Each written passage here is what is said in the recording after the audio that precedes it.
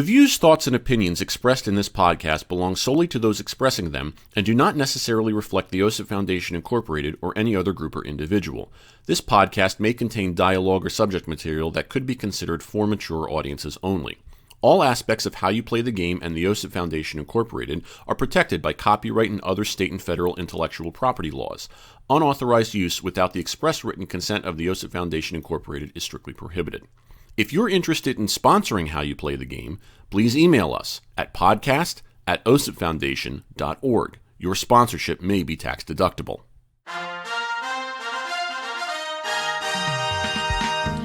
Well, it's that time again. No, it's not time for your 15th random COVID test of the month. It's time for How You Play the Game, the official podcast of the OSIP Foundation Incorporated. Yours truly, Jack Furlong, with you as we talk to you about what's going on as far as the world of sportsmanship is concerned. This is the second episode of the month of November. The year is 2020. Glad you can be with us. As always, check us out online at osipfoundation.org. You can contact the show electronically. The address is podcast@osipfoundation.org. And of course, on social media, Facebook.com/OSIP Foundation and Twitter and Instagram are both @OSIP Foundation, #How You Play the Game. We've got a fantastic episode for you today. Returning to the show, a friend of the show who's been on before. We're happy to have him back to talk about the Houston Astros as we kind of recap what has gone on in the past year plus. You have been reading his stuff at the Crawfish Boxes at the Astros blog at SB Nation, as he's the lead writer and managing editor. And it's a pleasure to bring back Mr. Bill Metzger. William, thank you so much again for joining us. It's great to hear from you. How's everything going? Everything's going very well under all the circumstances. Very happy to be here with you. And, looking forward to talking. It is a pleasure on our side entirely. Let's jump into it somewhat chronologically, because I think it's an understatement to say that the Astros have been in the news. So if we go back to where we were when we last spoke and then kind of move forward, we last spoke obviously about the Jake Marisnick play, and I think we did a nice job kind of putting a bow on that. And then the next thing you know, as we kind of wrap up the playoffs and get into the off season of 2019-2020, we've got the cheating scandal. And let me break it down this way as I ask you a couple of questions. You told me before we started the interview about some of your feelings. Can you talk about, as someone who is a fan and as someone who covers them in the media, can you describe kind of your initial reaction when the story broke in The Athletic with Mike Fiers putting his name on it, and again, not looking to cast major moral judgments, but just kind of the experience of what you went through as someone in your position? I was crushed. I'm very disappointed to hear about it. I assumed it was true from the beginning. It just didn't seem like something anyone would make up. Too much detail, but I have written in the past that I thought that one of the things that made the Astros great was that the core players were people of high character. And I'm talking specifically of Jose Altuve, George Springer, Bregman, and Altuve, Bregman, Springer, and Correa, yeah. Of course. They all have great backstories, every one of them. Right. And had to overcome a lot to get to where they are. And I've written with passion about that. And I still believe they are extraordinary people. I once said in one of those articles, I said, a team would be lucky to have one leader of that caliber. And this team has four of them. Mm-hmm. Talking about leadership and character, not just their skill. Right. So this certainly put a black mark on that assessment to a degree. Right. I think that they screwed up. They did, and I think I'm a little bit probably more forgiving about that than maybe people outside the Astros fan world. I feel like I know them, but they screwed up. I'm probably more willing to forgive them for that, and I still think they have high character. But this was very disappointing, and there's no excuse for it. Right. I've written about it 3 or 4 times, and so yeah, I was extremely disappointed. And I understand. I think that that's a very reasonable reaction to have. The investigation that occurred. We know that obviously, that the court of public opinion is going to be significantly different from the legal proceedings that occur in this investigation. I think that a lot of the people were upset that players weren't disciplined, but at the same time, when you look at the way that the Players Association works in conjunction with the league, and I'm sure Rob Manfred saw it and said, it's going to be better to get to the bottom of this and give players immunity to get the whole story rather than going through a lot of the flaming hoops to try and punish people. We eventually got to the punishment that we know of, where the people at the top were held accountable. We know that A.J. Hinch and Jeff Luhnow were both suspended for a year and subsequently fired. We know that Alex Cora, after the other investigation with the Red Sox and their Apple Watch and everything, concluded that he mutually parted ways with the Red Sox and was then suspended for a year. We know. I think that Cora was. Was he suspended? I think he was suspended as a result of the Astros investigation. You're absolutely correct. Yeah, because the Red Sox one showed that he had nothing to do with it, but I do know that they held that in abeyance while they concluded that investigation. And then we also know that Beltran of the Mets mutually parted ways as their manager before he could even put the uniform on and the ink was dry on the contract. We know that the Astros received a fine that was allowed via the Constitution of Major League Baseball. We know that they forfeited draft picks. Do you feel, as someone in your position, that the punishment that was received made sense based upon all of these mitigating factors, and trying to, I'm sure as someone who's on, the side that you're on, you and as you just said, you may step back from the people who are just, piling on from the court of public opinion, whether they happen to be ball players or not. Did the punishment fit based upon everything that was placed in front of them with all the legal barriers and whatnot? Yeah, so I'm very conflicted about that. Yeah. It's a complex issue. A.J. Hinch tried to stop it, but wasn't strong enough. Mm-hmm. He made his displeasure with the whole situation well known, but he did it in almost passive aggressive ways. Like he destroyed the video monitors on a couple of occasions, but it still went on. Luhnow is making a big case for saying he really didn't know about it. Mm-hmm. And in fact, I've been listening to Ben Ryder's interviews of Luhnow, and I think he makes a stronger case than even most people here in Houston believe. I think he considers himself a sacrificial lamb. He should have known. There's evidence that he didn't want to know, kind of plausible deniability. Right. There's some evidence that he did know, but that's not conclusive evidence. So it's a kind of a complicated issue of Luhnow's culpability, except for the fact that he's the general manager and has to take responsibility for what happens beneath him.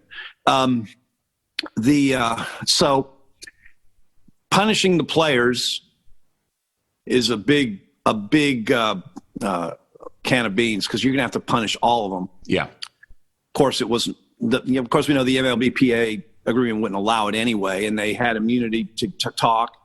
So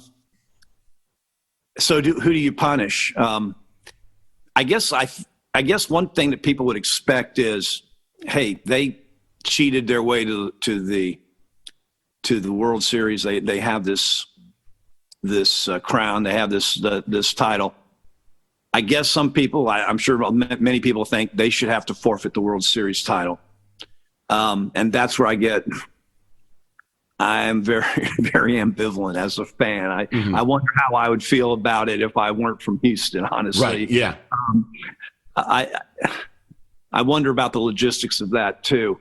The report claimed that the Astros cheating continued into the playoffs, but without any supporting detail. And there's good reason to doubt that. Just the logistics of doing it in the playoffs is just about impossible. There's too much noise in the stadium to bang a trash can. And there is one of the Astros fans actually went back and did digital audio recordings of every at bat for the whole year. Found out when they beat the trash can and for whom they did it. And there is none of that. And it stopped in the playoffs. In fact, it stopped a couple days before the playoffs when the White Sox seemed to have caught them red-handed. Right. There's also internal documents saying that the whole thing wasn't working very well. One of the people involved had written a document saying this thing isn't working so well in the second half. It seems like the other teams have figured it out. The Astros themselves didn't need to do this.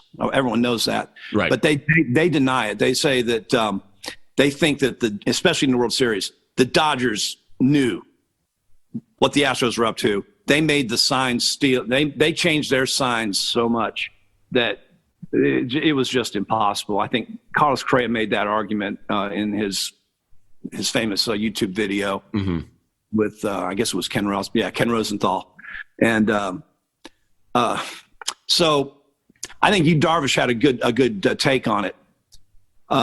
He said, in the Olympics, if you cheat, you lose your gold medal, even if you didn't need to cheat.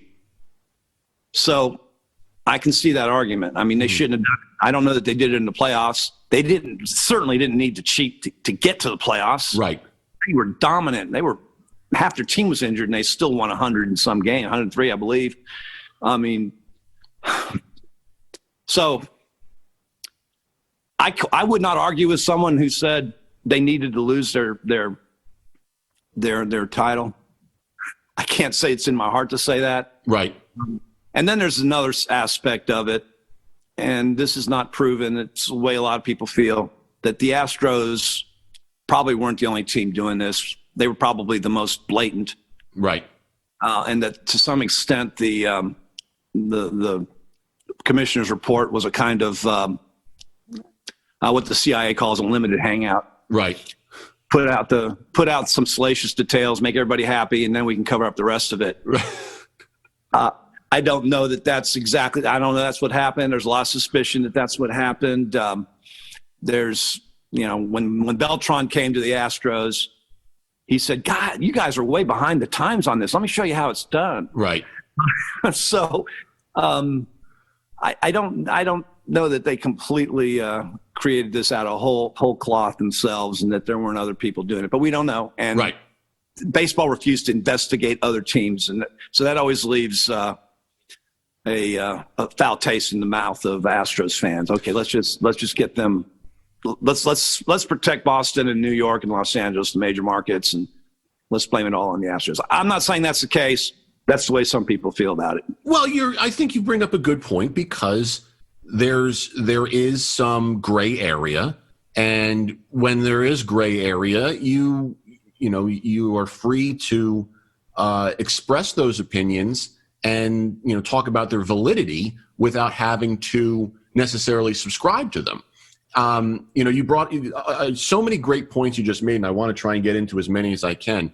I was watching an interview with Todd Callis, great play-by-play man for the Astros on TV, son of the late, great Harry Callis. He was on MLB Network, and they asked him about this. And they said, you're there. How would you react or how do you react to this news and all of this coming down and whatnot?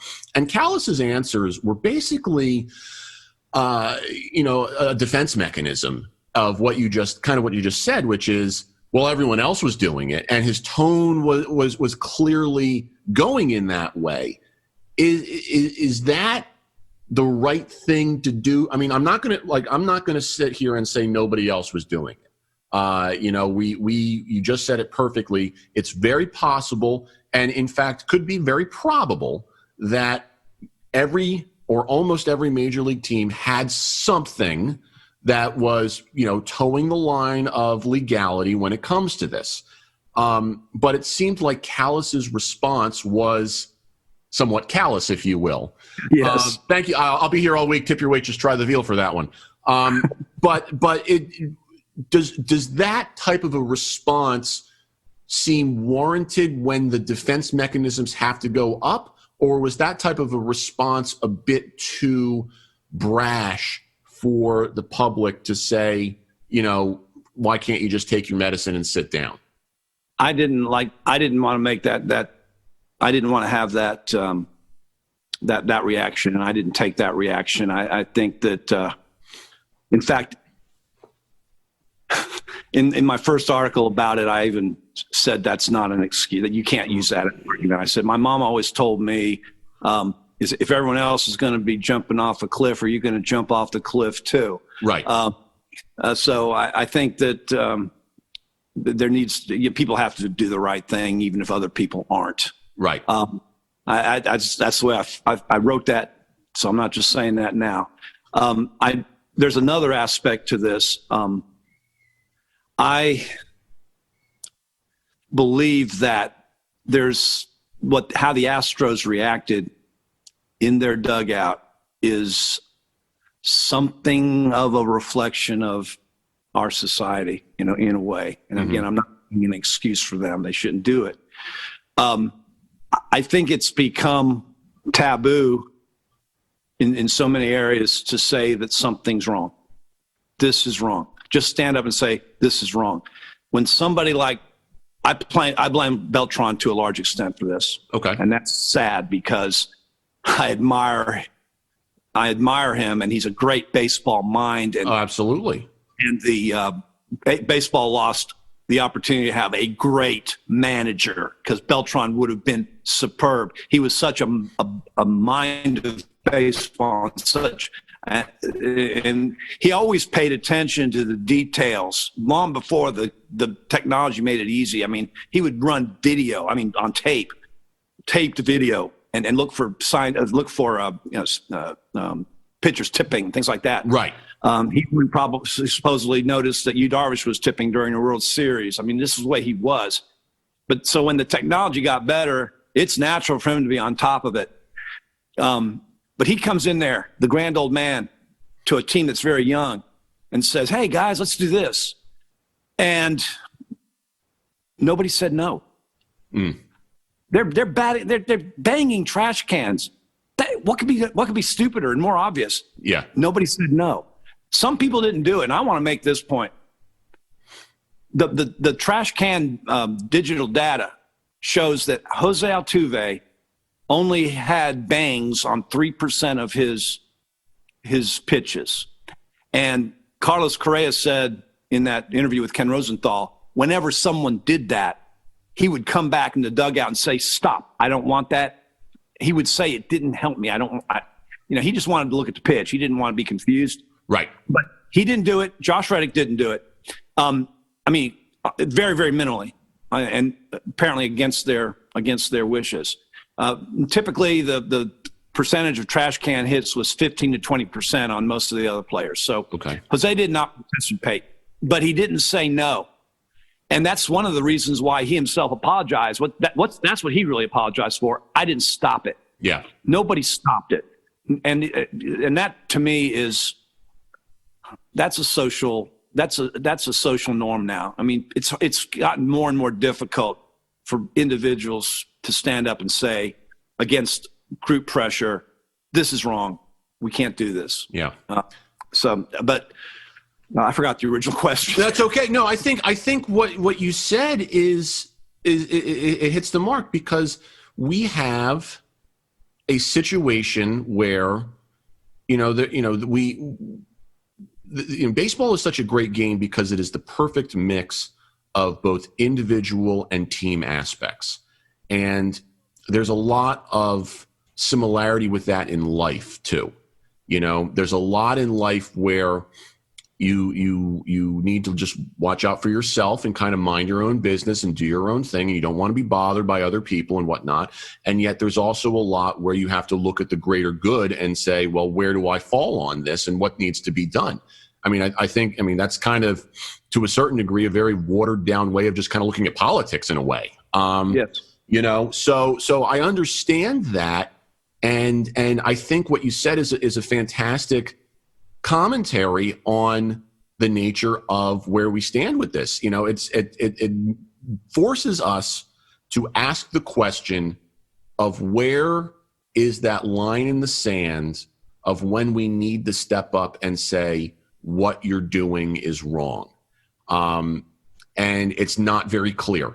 And you eloquently stated just what how it was as a result of that.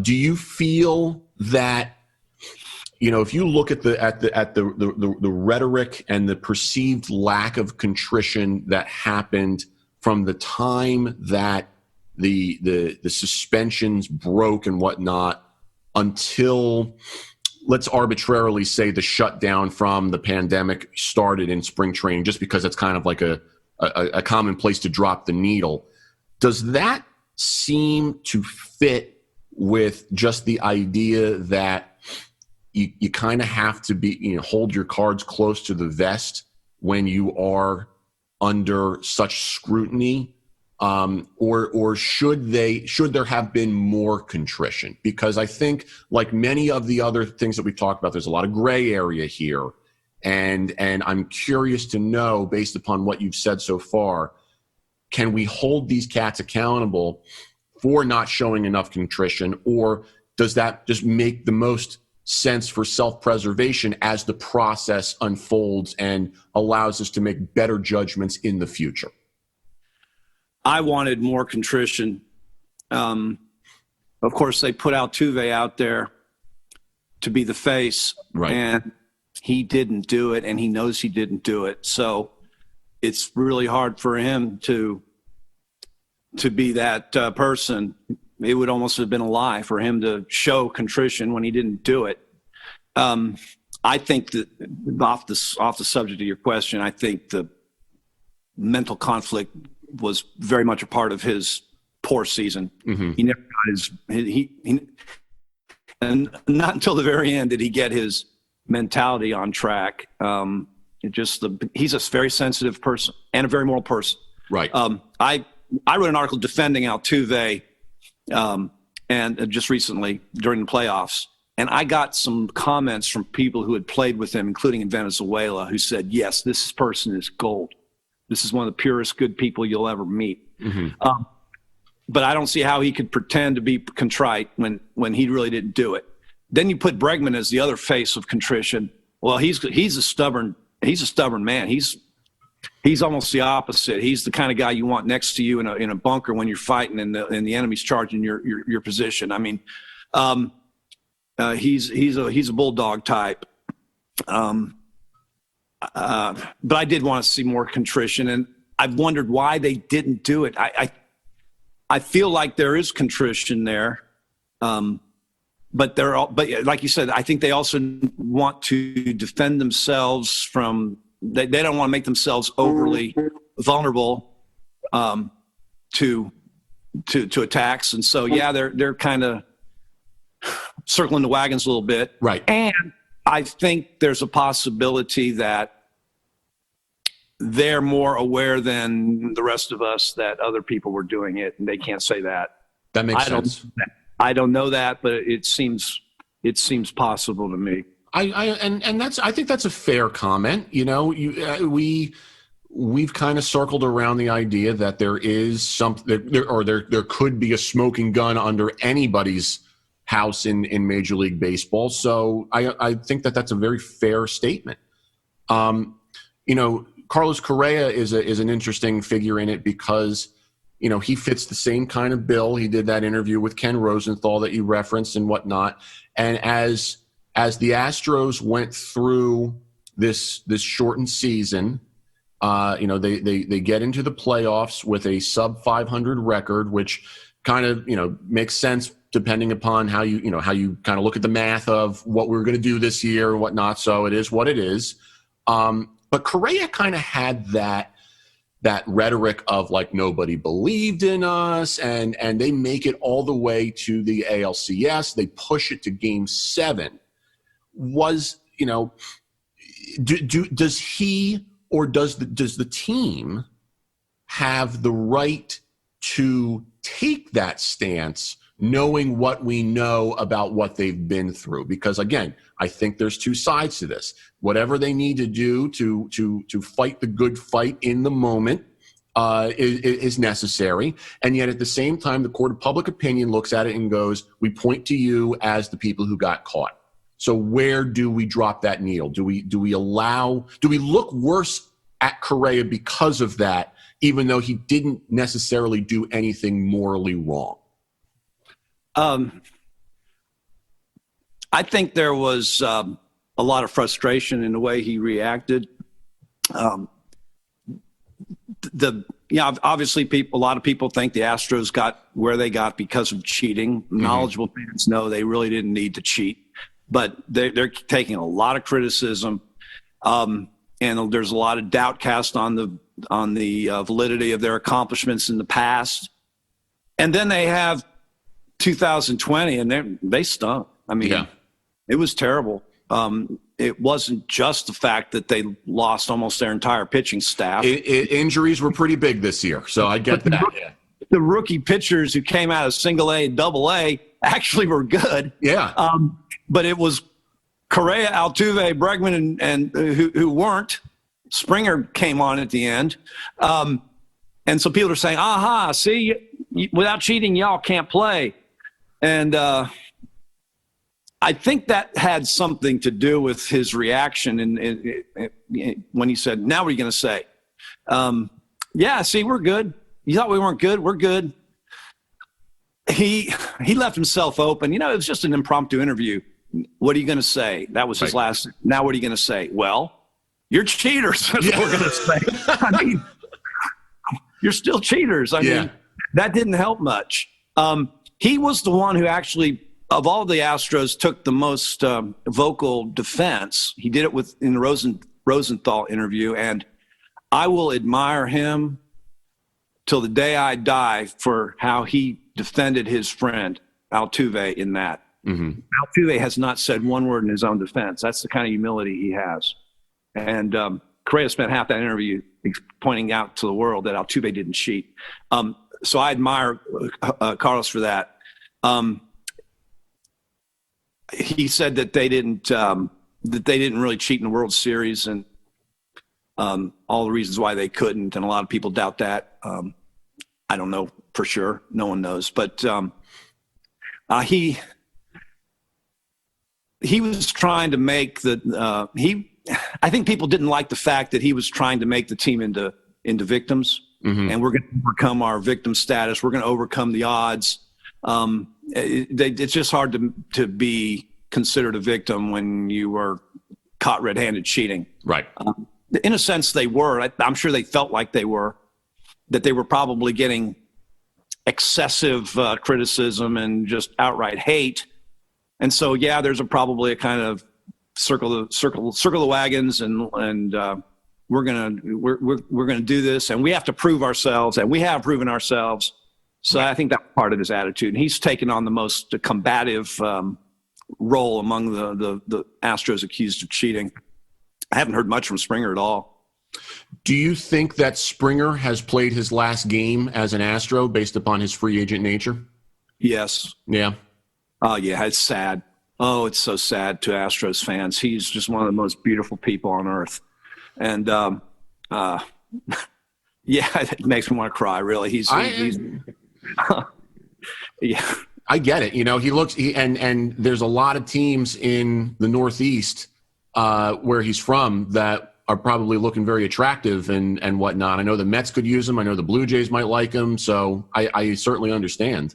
I think the Red Sox just lost an outfielder too. Yeah, JBJ looks like he might be on the way out too. So it's a. No, I'm talking about the MVP. Oh, Mookie. Yeah, how could I forget Mookie? Right. Silly me. Yeah, right. You know why I forgot Mookie? Because my girlfriend is a Red Sox fan and I'm a Yankees fan. And, no. Yeah, I remember that. Yep, and she was a big Mookie fan and whatnot, and so I try and basically let anything that she says about the Red Sox go in one ear and out the other, while listening to all the other minor things that I have to listen to about what she likes and doesn't like, so that I can buy her the proper gifts at all the holidays. Okay. Yeah. Right. Oh well, you managed to work it out. Hey, I'll see what I can do. I mean, we've been together 10 years. I might as well just keep suffering for another 10. Without taking away the championship, let's take the idea of vacating the 2017 championship off the table. Is there an asterisk next to that 2017 championship? Is it tainted? I mean, that's just a reality. Yeah. Whether it should be is a whole nother question. It is. I mean, it's always going to be remembered. Right. Cheated. How could there not be an asterisk? There's just another question. How much did the cheating help? You want to talk about that? That's. I mean, geez, we could do a whole show on that. There's been, I think The Athletic ran an article talking about how strikeout rates went down in home games. Swing and miss rates went down in home games. That's really getting deep into the sabermetrics of it. But I just ran into a baseball prospectus article, and the conclusion of that article was it really didn't seem to help. I mean, there were times when they got the wrong signal, and then you're totally screwed. Oh, yeah. They misread the signal. When you look at the traditional stats, the Astros that year won way more games on the road than at home. They scored way more runs. So it's doubtful it really helped. Yeah. And I mean, you can look at the 2017 World Series in itself and say, the Dodgers had home field advantage, and they still lost, the games that they did at Dodger Stadium. Right, 2 out of 4. Yeah, so you win one of those games, it's a different story.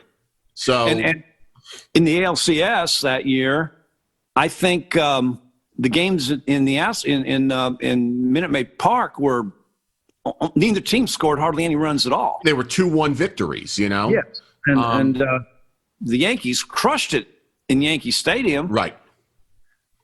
Yeah. Some people look at Aaron Judge's home away stats, and they raise their eyebrows a bit. Oh, yeah. I mean, hey, the way I look at it is, as a Yankees fan, if you wanted to make the argument of which teams should be upset over this, I would give more credence to the Yankees being upset over it than I would the Dodgers. If you want to go down that road, right. because they played 4 games at Minute Maid in the ALCS. That's really the only way that I will move the needle. It's still up to, the players to execute. They need, you win 1 out of those 4 games, it's a different World Series. It's so it's the whole thing is just, it's pitching won that ALCS. Oh, absolutely. Verlander was a buzzsaw. I mean, it was unbelievable. One of the best pitching. His 9-inning 1-run outing in Game 2 was one of the best playoff performances ever done. It was amazing. I mean, the fact that Hinch could pivot the way that he did and close out the World Series with starting pitching it's a testament to the fact, and we see it now. We can look at the 2020 World Series and show how, running out the script of when your relievers are supposed to come in just doesn't work the same way in the postseason. Analytically speaking, that might work over 162, but it's the playoffs. The postseason is a different game entirely. and you can't run by the same numbers that way. Hinch was brilliant in 2017, and then he switched his own script in 2019 and took Greinke out early. Yeah. And Greinke said this. Yeah. With Cole sitting there waiting to come in. Exactly. I mean, people saying, what are you doing? He didn't have much faith in Greinke. And this year, Greinke got to make it through a rally from the other team and got through it. I guess it was against the Rays. Mm-hmm. And he finally said, I finally feel like I'm trusted here. I mean, so that could have been another World Series right there. But absolutely. Hey, Hinch did some great moves in the other one, so it evens out. I hear you. We just learned recently that Jeff Luhnow has filed a lawsuit as a result of his termination. He has obviously felt that he was the scapegoat. Do you think that his lawsuit has any merit to the point where there could be a judgment in his favor, or is this kind of a last-ditch attempt at just grabbing some sort of credibility back? I have spent some time studying this recently, like 10 minutes before this interview. And I've listened to his interview with Ben Ryder, and I reviewed Ben Ryder's book. I have a little bit of contact with him, but it's an excellent interview. Ben Ryder is one of the best flat-out journalists there are out there, not just sports journalists. He's really out there to get facts. Doesn't seem to have any bias, and he laid it out both sides. And I have to say, Luhnow sounded very sincere about not having knowledge, and he's going to try to allege that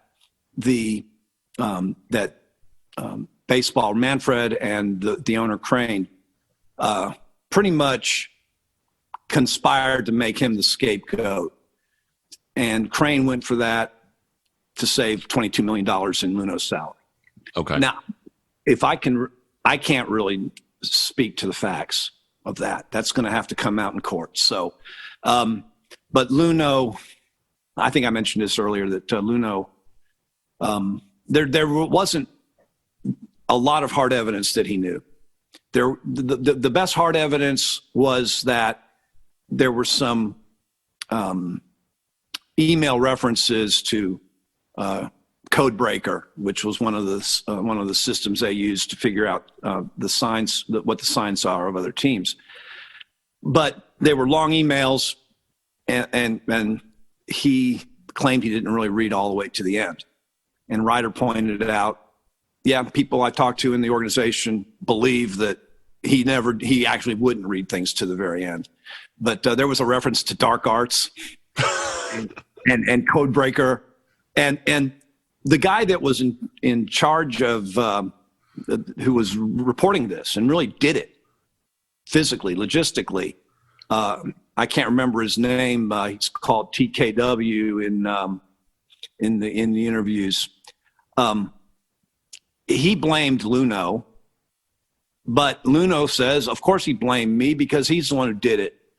And so, as Ryder pointed out, it's a word, he said, she said situation. They're both pointing fingers at the other one.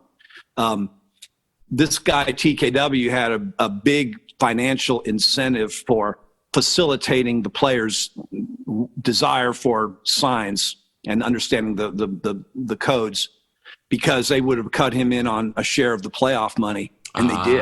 Yeah. And that's more than his salary. There you go. Luhnow pointed that out. So I couldn't tell you where this is going to go. I'm more on Luhnow's side than I think the people on my staff. I think there's been a tendency to kind of go in on the idea that he was wrong, and I'm starting to think maybe he was a scapegoat. I never thought of him as a lying, cheating kind of person. Mm-hmm. I mean, look at him and listen to him. He seems like a really straightforward kind of guy with a lot of decency. So, and it's just a matter of judging, the tone of voice, and just, when someone's lying. I don't get that sense when I listen to him in writers' interviews. And, but then again, really good liars are able to make that come off. So I think the bigger point here, and I know he's not here to defend himself, but our producer engineer, Sean Ryan, constantly never reads my long emails. And every time I send him a long email, like for pre-production or anything like that, he's just like, yeah, I'm not reading this. Can you just tell me later and whatnot? So I want to just make sure I jab at him now before he gets an opportunity to respond. This is why you read the dissertations that are my emails. Yes. All right. What's that phrase? TLDR? Too long didn't read. Yeah. I just found that out myself. So yeah.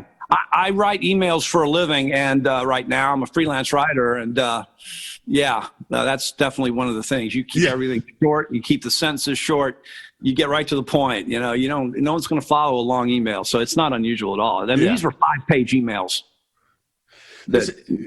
And I don't like reading any either, but I don't want to get implicated like Jeff Luhnow did. So but that's a different story, I guess. And this guy, TKW, said that they had conversations about Codebreaker and here and there. And again, he said, she said, he denies it. Yeah. I don't know for a fact. So I'm not going to say how that lawsuit's going to come out. I understand they're going to settle. Okay. Do you think that Luhnow will get another job in baseball? No. No? Okay. I think so. I mean, he's talking about going into football or other sports, even soccer. I don't think he will. And anyway, obviously some of the other culprits are already on the job. So, but I don't think Luhnow will. Yeah. I don't. I could be wrong, but I think I guess the market for general managers isn't as wide open as managers. They don't get fired as often. So maybe in a few years. And it's a different landscape in its entirely. We see how the managerial market changes significantly as they're becoming more of middlemen in certain respects. So, the GM market has even been changing to a degree, because now it's like the president of baseball operations gets more clout than the GM does, and sometimes that's the same person, but sometimes it's not. So I guess it's a roll of the dice that we'll have to watch and see. As we looked at this past season, there were 2 incidents that occurred on the field that I think kind of, to a certain degree and to not a certain degree, put a coda on this. The first one, we'll go chronologically. The first one, which you wrote about, was the Joe Kelly incident. It was Dodgers and Astros in Minute Maid. Joe Kelly, who was not on that 2017 team, but he was on the 18 Red Sox, took it upon himself to enact some revenge in his pitching. And it caused a brouhaha that included the famous pouty face. It included some suspensions. I don't think punches were thrown, though, but it obviously had weight behind it because of what we obviously just discussed. Talk about what you wrote about regarding that incident and what transpired. Well, my colleagues in the True Blue SB Nation site for Los Angeles said that Joe Kelly was the hero we've been waiting for. And I simply took exception to the idea that his actions were heroic. Mm-hmm. That he tried to throw at 3 different players.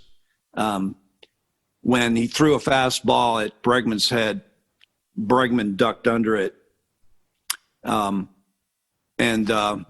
I think it might have been, I don't know if it was Gurriel or Correa. He threw a slider at their head. if you duck under a slider, you're going to get that slider right in your head. Yeah.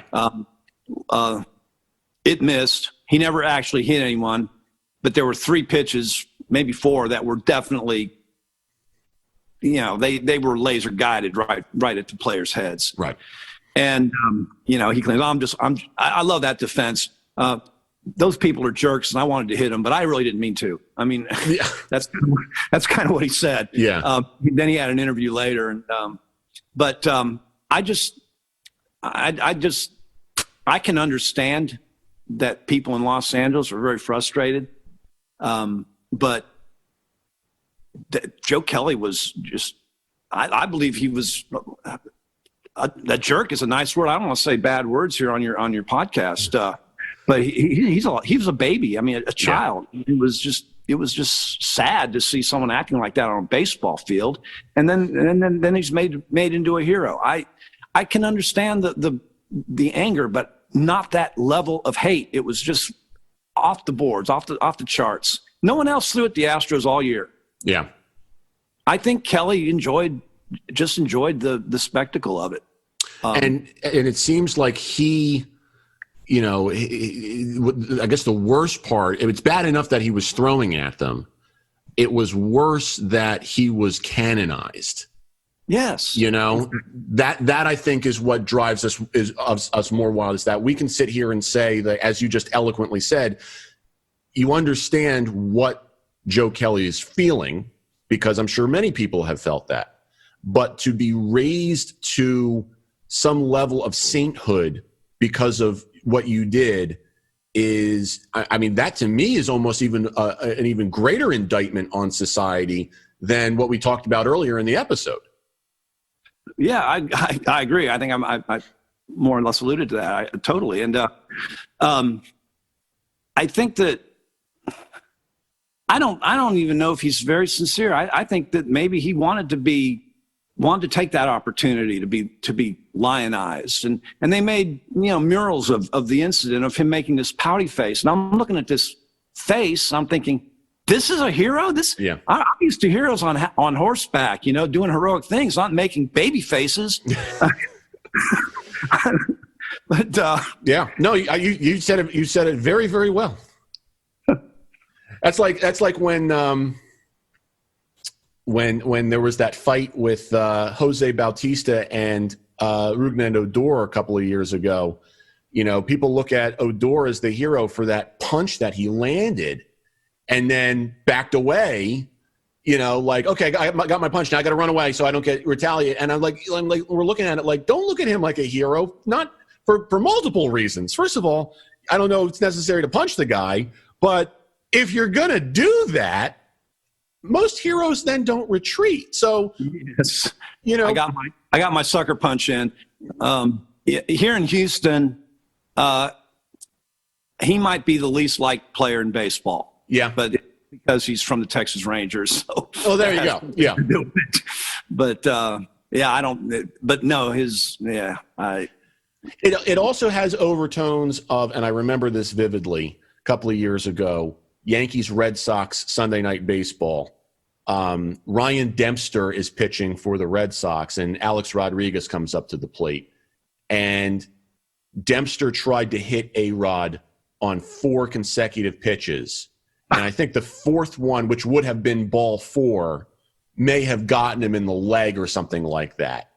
And Joe Girardi came out to argue with home plate umpire Brian Onora and just said, you've got to be out of your mind if you don't think that what just happened was an accident or doesn't deserve some sort of punishment, and it was Girardi who got ejected. So, and I'm not going to sit here and defend ejections or anything like that, but I will, I'll say we seem to make these people out to be heroes when they really are just as much the villain as other people in the story. I think Joe Kelly has a history of being a childish person. And that's all that was. I mean, he did something else in that game too. He apparently put his foot on the bag when Michael Brantley was running towards first in a way that would have hurt Brantley's ankle, which it did. Yeah. I mean, it really hindered his running for most of the rest of the season. And then he just kind of hung around and, acted childish towards the dugout. And I think Dusty Baker won a lot of hearts in Houston because he's not a typical Astros kind of manager. He's old school, and Astros are supposed to be analytical and all this. But I think he won the hearts of Astros fans. Can I use bad language here? Go ahead. We'll bleep it out if we don't like it. Because Dusty Baker said, "Get back on the mound, you little fucker." Yeah. I remember that. And it was like, yeah. Yes, way to go. Because you could hear it because there weren't any fans. So it was right there on TV. Yep. It's like, okay, you're my manager now. Yep. And what's funny is that, I, as someone who has managed baseball before, and still sometimes do, I try and avoid saying things like that, but I can count vividly on one hand the times where I'm like, yep, we got to say that, something like that. You're just like, we got to stop this. So yeah, you're absolutely right. Now, the other incident that I wanted to touch on was a little later in the season between Ramon Laureano of the A's and Astros hitting coach Alex Cintron. And there seemed to be some words in Spanish that were exchanged. I think some of the reports said there might have been talk about Laureano's mother. Whether that was true or not was a different story. But it was probably a worse incident to a certain degree than the incident with Kelly because punches were thrown and whatnot. Talk about your reaction to that, and even more so the fact that this is now 2 incidents in this season immediately following this cheating scandal, and obviously the second one here probably has nothing to do with it, but it's almost like a black cloud is trying to follow the Astros. Yeah, I felt that way at the time too. In the second incident, Laureano was upset because he got hit, obviously. Mm-hmm. I can't remember which pitcher it was. It was one of those single A, double A people had no business in the big leagues. But anyway, and then he comes, he's mad and he wants to storm the mound, but he doesn't storm. He goes down first base, and then Citron starts heckling him because Laureano's on the edge. I mean, he's almost about to launch on somebody. Right. And Cintron starts needling him. Don't know what he said. And I think the reaction was among my staff and myself, mostly Cintron was at fault. Okay. This was stupid behavior. I mean, childish, and he got 20 game suspension, but he's just a coach, so what? Yeah. He's expendable. Yeah, Laureano lost a few games. Now, Laureano's a sore subject for Astros fans. He came out of the Astros organization, and we traded him for nothing. Yeah. God, we're all just saying, oh man, could we use a guy like that in the outfield now? Yeah. We lost our 3 starting outfielders to free agency. So, God. Anyway, so that's another issue altogether. Right. But Laureano is, man, he's a fun player to watch for the A's too. So I understand he gets hot against the Astros. Yeah. It's like a revenge or something. But hey, he overreacted, but Cintron just threw gas on the fire. Right. Yeah. No one's disputing that he was in the wrong. We kind of enjoyed our backup catcher though, who when Laureano charged, it was Garneau who just tackled him like he was a linebacker. Right. That was fun. Yeah. I mean, Garneau's obviously saying, listen, if this baseball thing doesn't work out, I'm sure the Texans will have me. Yeah. Oh, yeah. He'd probably be starting right off the bat. J.J. Watt, who? I mean, I don't understand. As we wrap this interview up, is there anything else that you feel is necessary to say as we kind of put a bow on this? I mean, I think that what we've done is really tried to comb through this stuff and show that the experience that the Astros have had has been unfortunate, partly because they have brought it on themselves, but also because it's very gray. It's, there's a lot of room for interpretation, and I think our discussion shows that, it's not as simple as just following the court of public opinion and saying Astros bad, shame on them, etc. I think it's fair to say it's okay to be angry. It's okay to be upset. I know as a Yankees fan, part of me will always have a bad taste in my mouth, probably for the Astros, until that core from those years is kind of, gone to a certain degree. But at the same time, I recognize that this is a very gray area. It's ever evolving. We're going to feel different about it in 6 months, and then again in 12 months and whatnot. And it's just going to be, it's just one of those things where we can't just take it for the face value of let's hate on them and more and more and more. So is there anything that you'd like to add to kind of put a bow on the argument, on the discussion, anything that you want to say once the floor is yours? Well, you just said it very well, and you let me expand on whatever is I wanted to say up to now. So I don't have a whole lot to add to that. Yes, the Astros were wrong, and I understand the anger. It's justified. I think that a lot of people are reveling, enjoying their hatred of the Astros, maybe more than is healthy for their own well-being. Right. In one of the articles, I said that moral posturing has replaced morality. And I think there's some of that there, makes you bigger and better and taller to be able to look down on these evil people who did this horrible thing.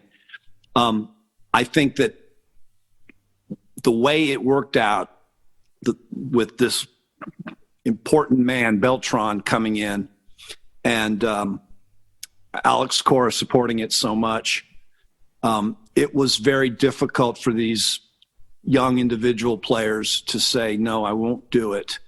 And so it kind of became a culture in the dugout and said, yes, this is okay. Right. I don't think that they're bad people. I think that most people under the same circumstances would have done what these individual players did. Yeah, I know there's one thing, it's not a bow on it, but there's one point I did want to make. Sure. That I haven't said, and I don't know if anyone else has. I've not read this analysis anywhere else. So, and I think it has to do with that AJ Hinch and his behavior. He tried to stop it, but not very much. And you could say, well, Hinch was weak, and maybe so. Maybe he was too much of a player's coach. I don't know. The players respect him immensely, though, and I always wondered about that. Why didn't he do more? He didn't agree with it. I mean, he let it happen anyway. I think there was a chemistry in the clubhouse that he didn't want to upset. Mm-hmm. And in Astro Ball, Ben Ryder mentioned the importance of Carlos Beltran, a bridge. No, the Astros organization from Luno down understood that cohesion in an organization or a clubhouse is very important to success in any organization. Mm-hmm. And they wanted to avoid fracture lines. And an obvious fracture line in a baseball team could be racial. And Beltran was a person who was actually very good at bridging that kind of divide. He was a uniter. And the team had very little of that kind of division. Mm-hmm. Bright himself was one too. He learned Spanish. Carlos Correa, as a child, learned English famously. I mean, he told his father when he was 8, "Hey, Dad, when I get to the major leagues, I want to be able to speak for myself." They put him in English. They taught him English from the age of 8, so he could speak for himself in Major League Baseball, which he has certainly been doing. Yes. But anyway, get back to the point. I'm afraid. I think that Hinch was afraid to take on head-on Beltran and Cora because he thought it might create one of those fracture lines in the clubhouse. Interesting. I'm not sure. It's just a conjecture on my part, but I believe that could have something to do with it. Do you, and to follow up with that, do you think that was purely about the team chemistry with regard to performance on the field? Or do you think that there may have been more to it? If we were to go down that rabbit hole, because we obviously see, the sensitivity of that in this country and in many aspects, not just in sports and whatnot. Now, granted, obviously, in a pandemic, it's all bets are off. But do you think that he was even more sensitive because of that, or do you think it was mostly driven by I don't want to fracture a team so that they play better? Was it a combination? Do you think there's anything to that you could extrapolate on even more?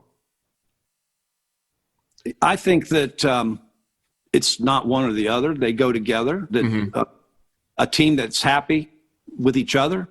And anyone who looked at the 2017 Astros saw what a spirit they had, and what a joy they had in the game and with each other. That kind of exuberance is going to lead to performance on the field. I mean, you play baseball. I always thought psychology was very important in baseball. Yes. When I felt like I was going to play well, I did. I often noticed even with little league teams, when they're banging that dugout and making a lot of noise, the team, they usually got more hits. They usually could actually generate a rally. That's just my little experience. I think that, big leaguers don't act that way, but I think happiness and joy and exuberance and leads to confidence and leads to good results in some subtle way. I think that in Master of Ball, the analytics department figured it was 6 wins. That group cohesion would give you 6 wins. I don't know really say that, but it just, you love that. If you're in a happy clubhouse, you just want to be in a happy clubhouse. I mean, you don't want to start saying, okay, this guy, Carlos Beltran's a jerk. He's telling you the wrong stuff. When half the people 9/10 of the people are following what he's doing, it's just, you're breaking up a good thing. I mean, It was a good thing going on. The cheating probably didn't help that much, but cracking down on the cheating might have done more harm in the short run. Of course, we know what happened in the end. Right. That's my opinion. I think that you make a fantastic point. I mean, you could say that about anything. You could say that about a home. You want to come home to a happy home. You want to go to work and be happy. Happiness is contagious. Yes.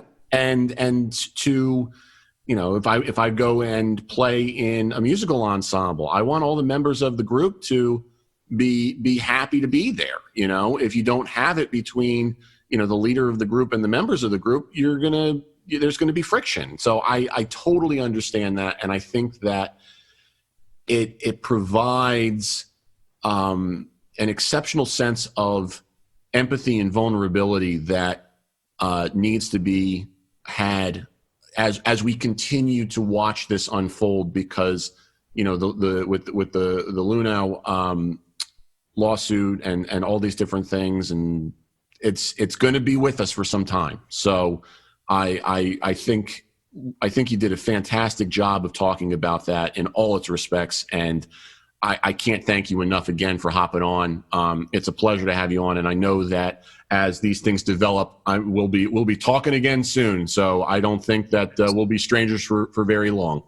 Good, Jack. I really enjoyed talking to you too. This is a lot of fun. It's an absolute pleasure. So again, my thanks to Bill Metzger of the Crawfish Boxes at SB Nation. Once again, you can check us out at osipfoundation.org. Contact the show, podcast at osipfoundation.org. Social media, facebook.com/osipfoundation, and Twitter and Instagram at osipfoundation, hashtag how you play the game. So again, everybody, thank you for joining us. We'll talk to you in a couple of weeks. And until then, treat each other with respect. How You Play the Game is a production of the OSIP Foundation, Incorporated. The producer-engineer of this episode is Sean Ryan. Music by Soundspring Studio. The executive producer of How You Play the Game is Jack Furlong. For more information, visit osipfoundation.org.